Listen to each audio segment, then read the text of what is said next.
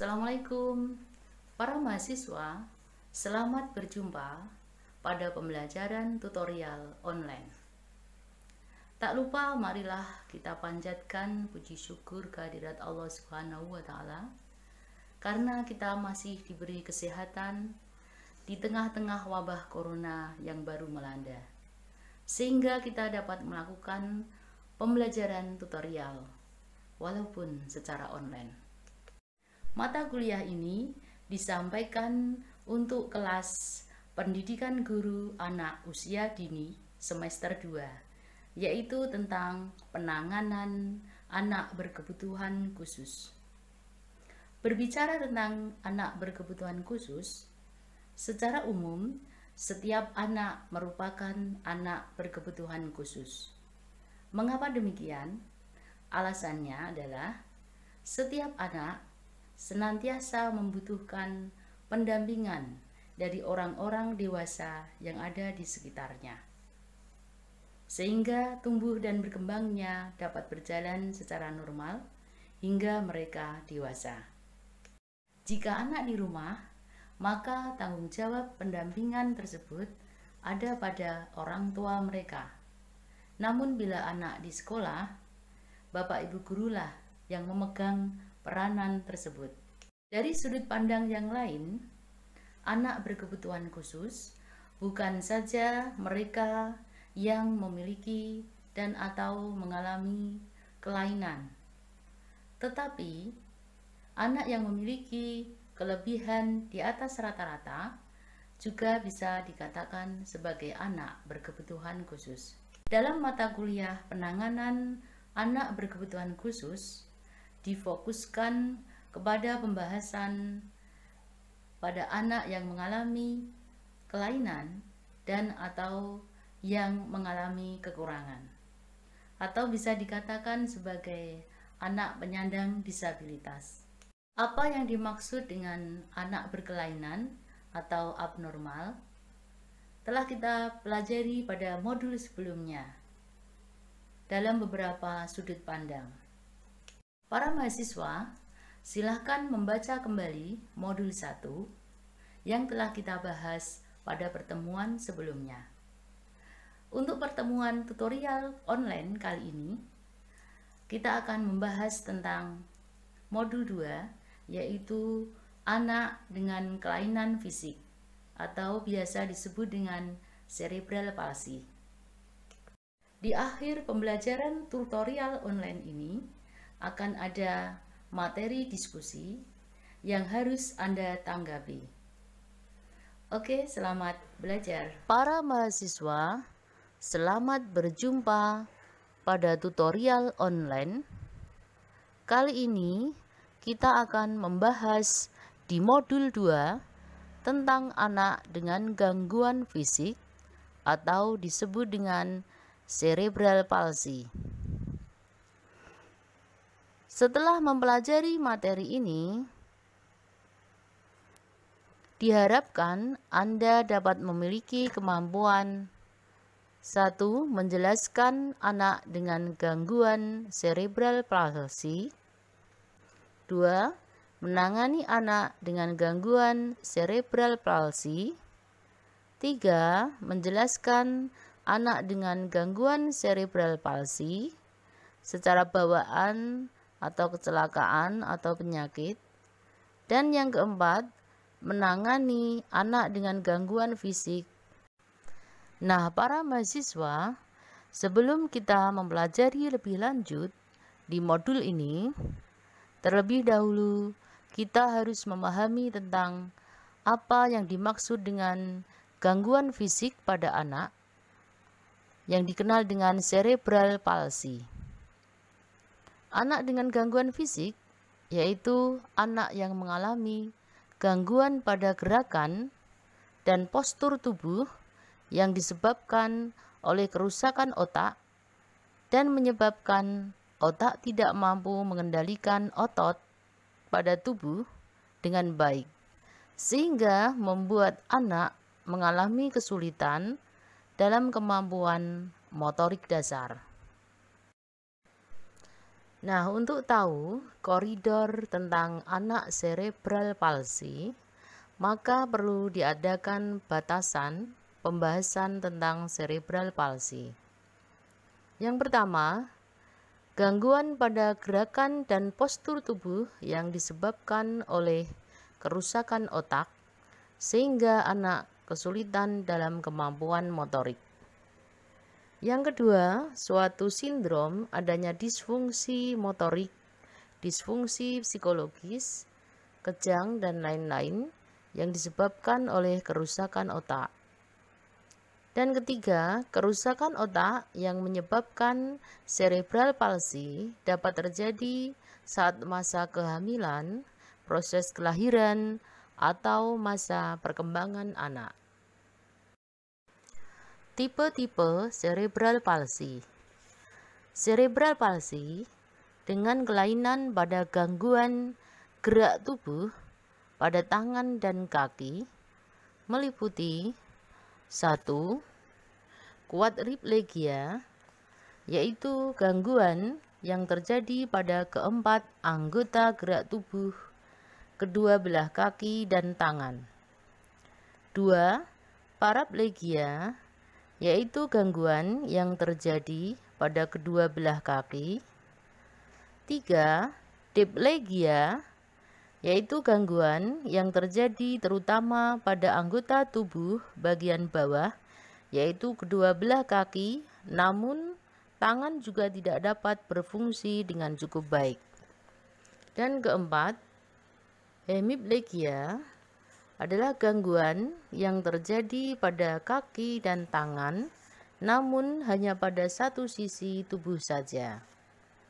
Dan yang kelima, monoplegia, yaitu gangguan yang terjadi hanya pada satu anggota gerak tubuh saja. Nah, para mahasiswa, masih tentang tipe-tipe cerebral palsy. Cerebral palsy berdasarkan anggota gerak tubuh yang mengalami gangguan atau kerusakan dibedakan menjadi 1. Spasticity, yaitu otot mengalami kekakuan atau tegang dan gerakan volunter tidak tepat. 2. Atetosis, yaitu adanya gerakan yang lamban, gerakan seperti menggeliat atau meliuk, dan seringkali muncul berulang dan ritmis. 3. Ataksia, yaitu terjadi karena adanya kerusakan pada bagian cerebellum otak yang merupakan pusat koordinasi sistem saraf pusat. Gangguan yang tampak adalah kurang baiknya keseimbangan tubuh, koordinasi otot, dan koordinasi motorik halus, sehingga gerakan menjadi tidak stabil, mudah jatuh, serta berjalan tampak terhuyung-huyung. 4. Atonik, yaitu tipe di mana pada otot tonus otot yang lemah atau anggota tubuh tampak terkulai lemah. Dan yang kelima adalah kombinasi dari keempat yang sudah disampaikan di atas. Karakteristik anak dengan cerebral palsy. Pada anak yang mengalami cerebral palsy, selain mengalami gangguan motorik, dapat diikuti pula dengan beragam hambatan dan gangguan lainnya, yaitu gangguan pendengaran. Kerusakan otak dapat memengaruhi area otak yang berkaitan dengan sistem indrawi seperti pendengaran. Yang kedua adalah gangguan penglihatan dan persepsi. Kerusakan otak juga seringkali mempengaruhi area otak yang berkaitan dengan penglihatan. Ketiga adalah gangguan wicara. Gangguan dalam kendali otot atau kekakuan pada otot wajah atau otot wicara, misalnya pada otot rahang, mulut, dan lidah, akan menghambat produksi suara sehingga anak kesulitan meniru suara dan berbicara. Yang keempat adalah masalah emosional dan perilaku. Anak dengan cerebral palsy bisa saja mengalami masalah emosional atau perilaku karena adanya hambatan fisik atau gerakan, atau memiliki masalah bahasa sehingga tidak dapat mengekspresikan dirinya secara leluasa. Dan yang kelima adalah masalah kognitif atau intellectual disability. Kerusakan otak yang terjadi seringkali mempengaruhi fungsi otak yang berkaitan dengan fungsi kognitif, sehingga anak tidak mampu mengolah dan memahami informasi yang ia terima. Anak dengan gangguan fisik atau cerebral palsy selain membutuhkan pendampingan dari orang-orang di sekitarnya, juga membutuhkan alat bantu karena mengalami kesulitan dalam koordinasi motorik. Alat bantu tersebut misalnya berupa kruk atau tongkat, kursi roda atau alat penopang tubuh, dan lain-lain. Kondisi anak cerebral palsy dapat mempengaruhi performa akademis karena mengalami kesulitan dalam menulis untuk menghasilkan suatu bentuk atau tulisan. Strategi penanganan anak dengan cerebral palsy. Yang pertama, membentuk kerjasama dan komunikasi yang baik antara orang tua, guru, terapis, dan dokter yang menangani anak akan sangat membantu semua pihak yang terlibat dalam penanganan anak cerebral palsy, sehingga dapat memahami kondisi anak tersebut. Yang kedua, menyediakan alat bantu seperti kruk atau tongkat jalan, kursi roda, atau kursi khusus yang dapat membantu anak cerebral palsy dalam bergerak. Yang ketiga adalah memperhatikan handling dan positioning.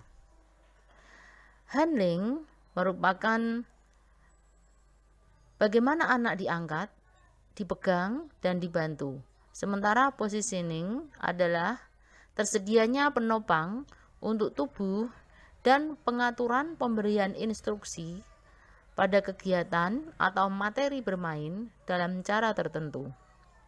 Handling dan positioning yang tepat akan membantu anak merasa nyaman untuk melakukan aktivitas dan memaksimalkan efisiensi fisik dan kemampuan untuk memanipulasi material, mengurangi respon fisik yang tidak diinginkan, serta meningkatkan perkembangan motorik yang diinginkan. Yang keempat adalah membantu mengembangkan kemampuan motorik halus dan motorik kasar. Untuk motorik halus, misalnya meronce, bermain pasir, bermain lilin, menyusun balok, dan lain-lain. Sedangkan motorik kasar seperti menggerakkan anggota tubuh semampunya dengan diiringi musik atau lagu. Nah, para mahasiswa, masa kanak-kanak merupakan masa di mana masih rentan terhadap penyakit. Penyakit yang diderita oleh anak dapat digolongkan dalam dua kondisi. Yang pertama, yaitu kondisi medis akut, di mana kondisi medis yang tergolong berlangsung hanya dalam waktu singkat dan hanya muncul sesekali, misalnya penyakit infeksi, flu, batuk, pilek, atau bisul. Yang kedua adalah kondisi medis kronis, yaitu kondisi yang tergolong berlangsung selama 3 bulan atau lebih. Kondisi medis ini dapat disebabkan oleh masalah biologis, psikologis, atau kognitif, menyebabkan anak mengalami hambatan atau keterbatasan dalam fungsi hidupnya. Dalam kegiatan sehari-hari, dalam peran sosial juga terbatas dan atau tergantung pada pengobatan. Anak yang rentan sakit. Kondisi medis anak dapat dipengaruhi oleh faktor lingkungan seperti status sosial, ekonomi, dan kondisi lingkungan hidup anak. Anak yang berasal dari keluarga dengan tingkat sosial ekonomi rendah memiliki risiko lebih besar untuk menderita penyakit tertentu, mengalami kecelakaan, bahkan risiko kematian. Penyakit yang umum diderita oleh anak misalnya adalah asma. Serangan asma dapat dipicu oleh banyak hal. Pada umumnya, asma pada anak dapat timbul karena anak terpapar pada asap, misalnya asap rokok dan asap pembakaran sampah. Bisa juga karena debu, udara dingin, tengau, jamur, sakit pilek, stres, dan perubahan cuaca. Penyakit yang lain yang sering diderita oleh anak adalah luka dan kecelakaan. Anak laki-laki lebih sering mengalami kecelakaan dibandingkan perempuan. Hal ini mungkin terjadi karena aktivitas anak laki-laki lebih melibatkan kegiatan fisik dan seringkali mereka melakukan kegiatan yang berbahaya seperti mengebut saat bersepeda, memanjat pohon, berenang, dan lain sebagainya.